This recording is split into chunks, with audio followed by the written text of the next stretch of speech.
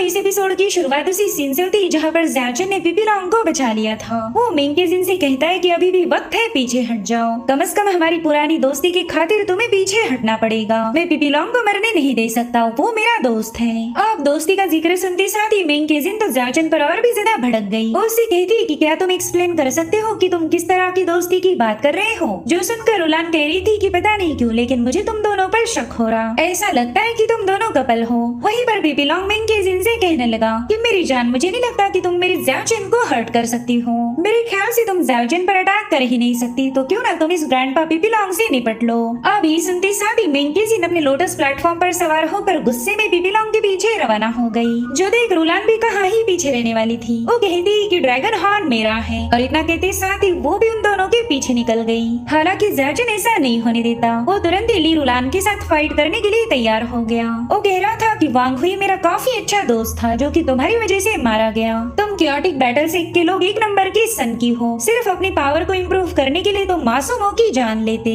अब ये सुनते साथ ही रुलान भी ज़ाओजन का मुकाबला करने के लिए तैयार हो गई। वहीं पर ज़ाओजन ने उस पर हेवन डिफाइंग 7 डीमन ब्लेड्स का इस्तेमाल किया था। उसका स्लैश अटैक काफी तेजी के साथ ली रुलान की तरफ आगे बढ़ रहा था, मगर उस बंदी ने काउंटर स्ट्राइक हिट करते हुए उसके अटैक को तुरंत ही डिस्ट्रॉय कर दिया। और अब तो ये बंदी पूरी तरह से गुस्से में पगला गई। वो ज़ाओजन से कह रही थी कि इतने से तो मेरा कुछ भी नहीं होने वाला, मुझ पर और थोड़ी बहुत स्ट्राइक हिट करो। जो सुनते साथ ही ज़ाओजन ने भी उसकी ख्वाहिश पूरी की। वो लगातार उस पर अपने स्लैशेस बरसाते जा रहा था। इधर ली रुआन उन स्लैशेस से बचने के लिए अपनी पावरफुल शील्ड फॉर्म कर लेती है, लेकिन ज़ाओजन ने उसकी शील्ड के जैसे उसके घमंड को भी तोड़ के रख दिया।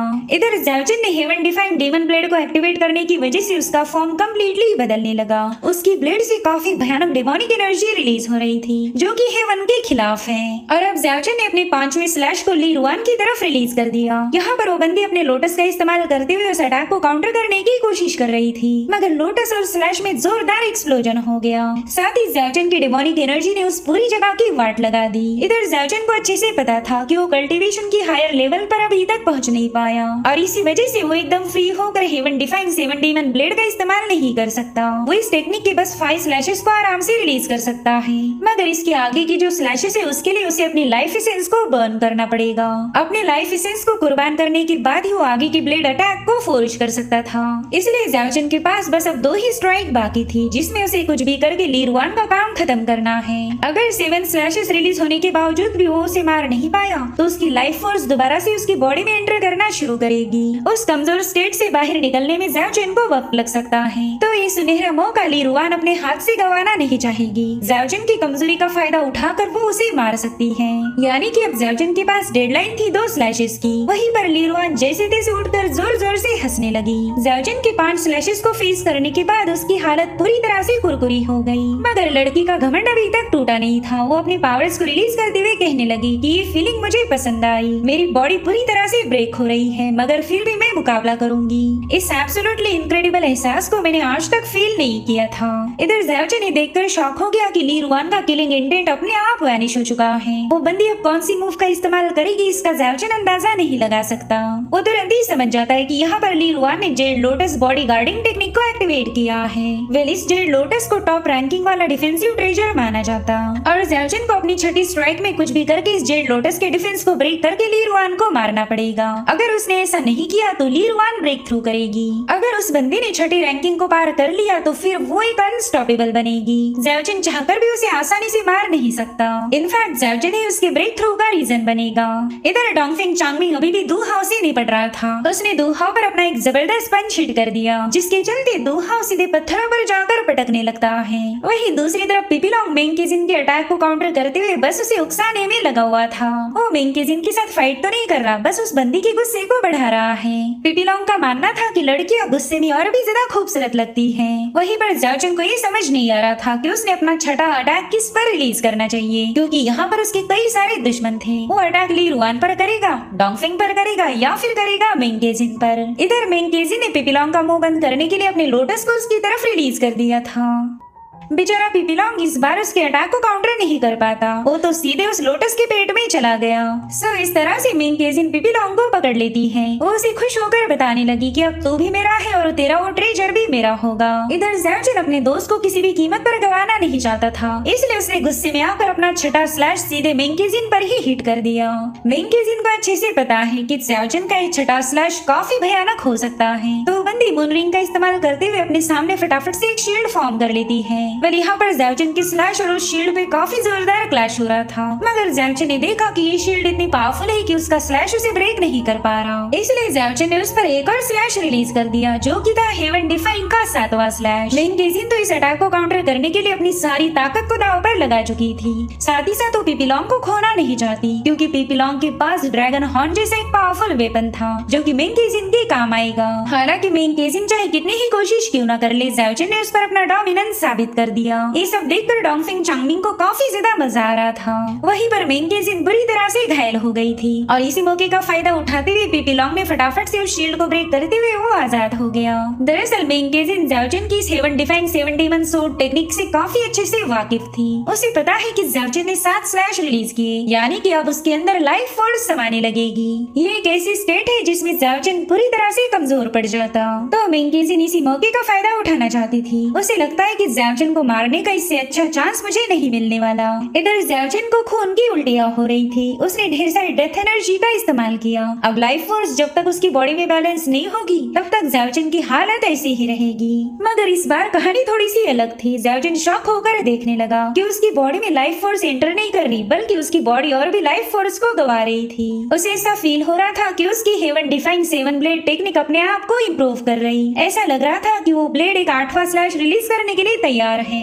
वेल ज़्याओचन को ये समझ नहीं आ रहा था कि इस ब्लेड ने खुद को इतना इम्प्रूव कैसे कर लिया, मगर इसमें ज़्याओचन का फायदा हुआ था। उसकी बॉडी से काफी भयानक डेथ एनर्जी रिलीज होने लगी, जिसे देखकर पिपीलोंग भी पैनिक हो जाता है। ज़्याओचन को अच्छे से पता था कि अगर उसने जल्दी से अपना स्लैश रिलीज नहीं किया तो ये एनर्जी उस पर ही बैकलैश कर सकती। वहीं पर मिंग केजिन भी अच्छे से जानती थी कि वो इस स्लैश को झेल नहीं पाएगी। हो सकता है कि ज़्याओचन का ये अटैक सीधे उसे जहन्नुम में पहुंचा दे। मगर उसी वक्त वहाँ पर एंट्री हो गई सर्किट रोलान की। वो बंदी अपनी कूल अंदाज में ज़्याओचन से कह रही थी कि चल अब मरने के लिए तैयार हो जा, तो ज़्याओचन भी उस पर अपना 8वां स्लैश रिलीज करने के लिए रेडी हो गया। ये हमला वो मिंग केजिन पर करने वाला था, लेकिन रोलान खुद होकर ही बीच में आ गई। सब ज़्याओचन ने बड़े ही ब्रूटल अंदाज में अपना माइटी स्लैश सीधे उसकी तरफ चार्ज कर दिया। वहीं पर रोलान ने भी अपनी काउंटर स्ट्राइक को हिट कर दिया था, जिसके चलते इन दोनों स्लैशेस में काफी जबरदस्त टकराव हो गया। उससे रिलीज होने वाली ऑरा से वो पूरा रेगिस्तान शेक हो रहा था और फाइनली ली रुआन भी घायल होकर नीचे गिरने लगी। मगर ये उसका अंत नहीं बल्कि बिगिनिंग था। वो खुश होते हुए बताने लगी कि आज मेरी क्योस आर्ट ब्रेक थ्रू करने की कगार पर है।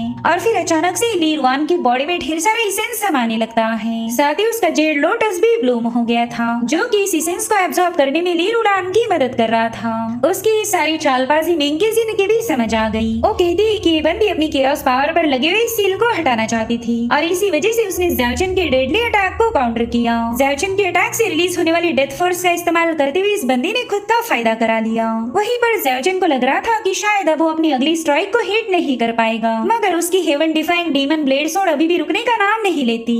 उसने देखा कि उसकी सोड से काफी भयानक डेथ एनर्जी रिलीज हो रही थी, यानी कि डिमोनिक ब्लेड ज़्याओचन के दुश्मनों पर एक और स्लैश करना चाहती है। मगर इससे तो ज़्याओचन और भी ज्यादा कमजोर होगा। वो अपने ब्लेड से कहने लगा कि पता नहीं तुम कब रुकोगी, क्या मेरी मौत के बाद ही तुम्हें सुकून मिलेगा। और उसी वक्त डोंगफिंग चांगमिंग भी ज़्याओचन के पास आ गया। वो कह रहा था ज़्याओचन तुम तो इन लड़कियों के साथ टाइम पास कर रहे हो, भला तुम मुझे कैसे भूल सकते।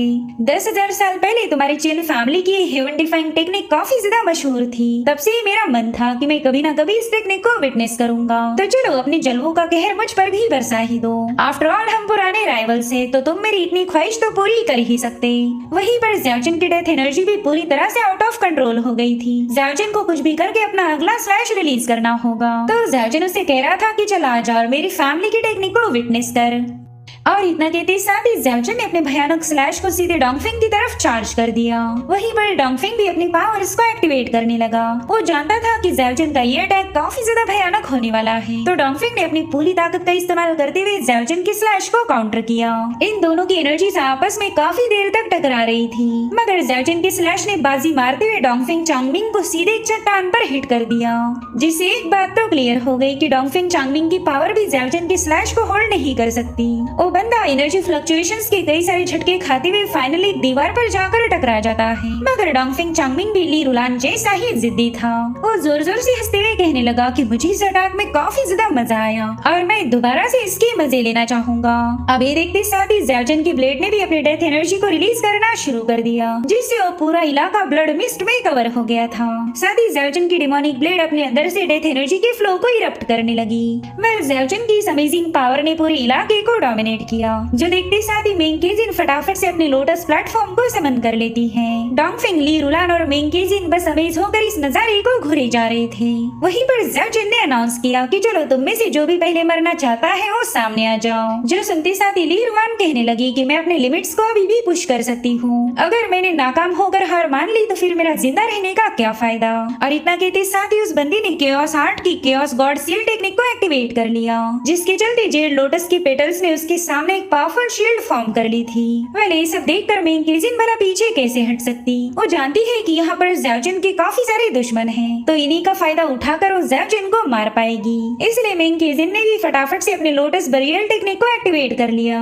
और अब बारी थी डोंगफिंग की। उसने भी शो ऑफ करते हुए अपनी एक फॉर्मेशन को एक्टिवेट कर लिया। वेल, इसे 10,000 आइस पियर्सिंग फॉर्मेशन कहा जाता था। और अब इन तीनों ने बेशर्मो जैसे एक साथ मिलकर ही ज़्याओजन पर अटैक कर दिया। मार्शल वर्ड के रूल्स के अकॉर्डिंग एक अकेले बंदे पर तुम टीम अप होकर अटैक नहीं कर सकते, मगर इन तीनों का रूल से कोई लेना देना नहीं था। उन्हें तो बस ज़्याओजन को खत्म करना है। मगर क्या ये तीन नमूने ज़्याओजन को मार पाएंगे? इधर ज़्याओजन की ब्लेड से काफी भयानक डेथ एनर्जी रिलीज होने लगी। उसने अपनी एनर्जी फ्लक्चुएशन से पूरे आसमान को शेक करके रखा था और इस तरह से ज़्याओजन अपना 10वां स्लैश रिलीज करने के लिए तैयार हो गया। उसका स्लैश एक ही साथ इन तीनों के अटैक को काउंटर कर रहा था। इधर इन तीनों को पूरा यकीन था कि अपनी अल्टीमेट किलिंग मूव का इस्तेमाल करके वो ज़्याओजन पर अपना डोमिनेंस साबित करेंगे, मगर थोड़ी देर में इनके चेहरे का रंग पूरी तरह से उड़ जाता है। वह ज़्याओजन के स्लैश ने इन तीनों के अटैक को काउंटर करते हुए वो सीधे जाकर डोंगफिंग पर हिट हो गया, मगर उस स्लैश की ऑरा से ली रुलान और मेंग केजिन की भी हालत खराब हो गई और फाइनली ये तीनों भी घायल होकर नीचे पटक गए। इधर ज़्याओजन भी शांत हो गया था।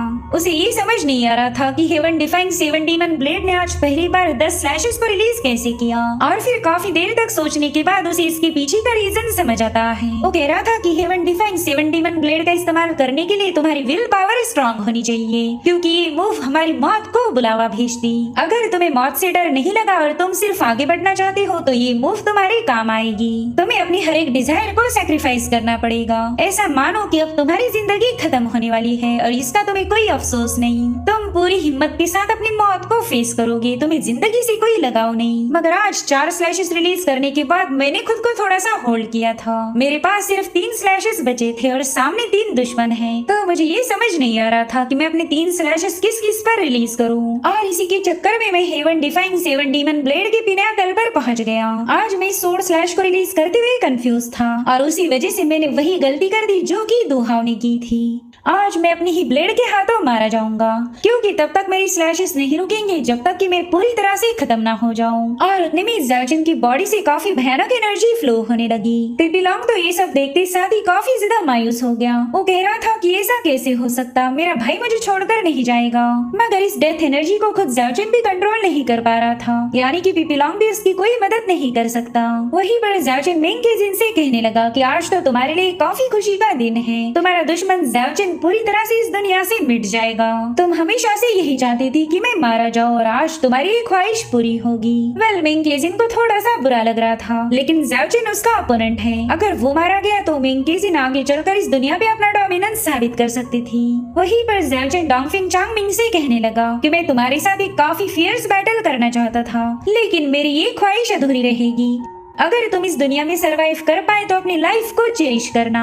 और अब ज़्याओजन ली रुलान से कहने लगा कि तुम्हारी जैसी सन की वॉरियर मैंने आज तक नहीं देखी थी। मेरा ये 11वां स्लैश तुम्हारी विश को पूरा करेगा या फिर तुम्हें मार देगा। तुम एक पावरफुल अपोनेंट को मार के ब्रेक थ्रू करना चाहती थी, तो आज तुम्हारी भी ये ख्वाहिश पूरी हो जाएगी।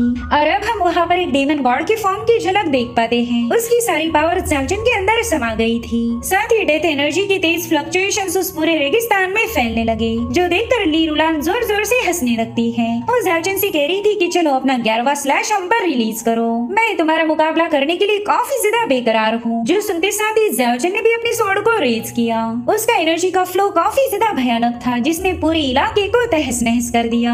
वहीं पर ये तीनों भी ज़्याओजिन की इस अटैक को विटनेस करने के लिए तैयार थे, मगर अचानक से वो सारी डेथ एनर्जी वैनिश हो गई। अब ज़्याओजिन भी ये देखकर थोड़ा सा कंफ्यूज था और उतने में लाइफ फोर्स उसकी बॉडी में समाने लगती है और अब यहाँ पर ज़्याओजिन की सोल सीधे उसके इनर वर्ल्ड में पहुंच गई, जो कि कुछ दिनों पहले ही उसने ओपन किया था।